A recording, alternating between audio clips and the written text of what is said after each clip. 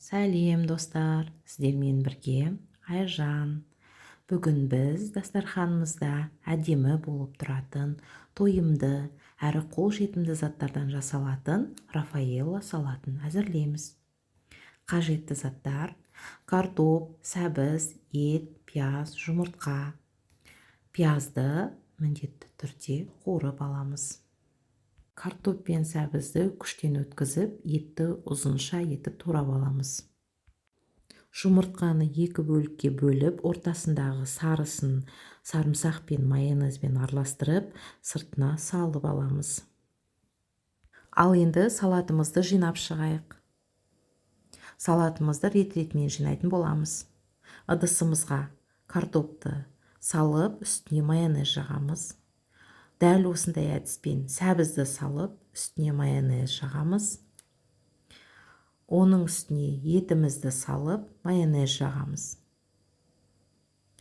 Қуырылған пиязымызды салып, үстіне майонез жағамыз. Әдемілеп қойып шығамыз. Енді бағана дайындап қойған жұмыртқамызды қоямыз. Үстінен майонез жағамыз. Сырымызды күштен өткізіп, бетіне сеуіп шығамыз. Сырдың түсі ақ түс болған өте керемет көрінеді. Менде сары түс болып қалды.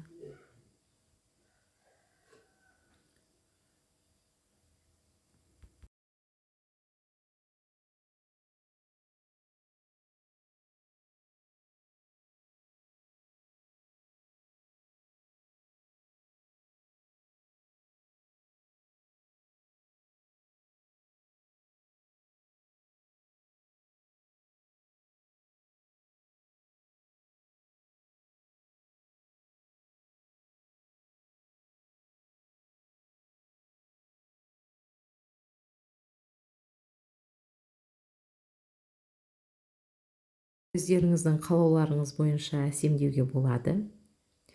Мен осылай шет-шетіне жусайды сеуіп шықтым. Әдемі көріну үшін. Сіздерге ас болсын.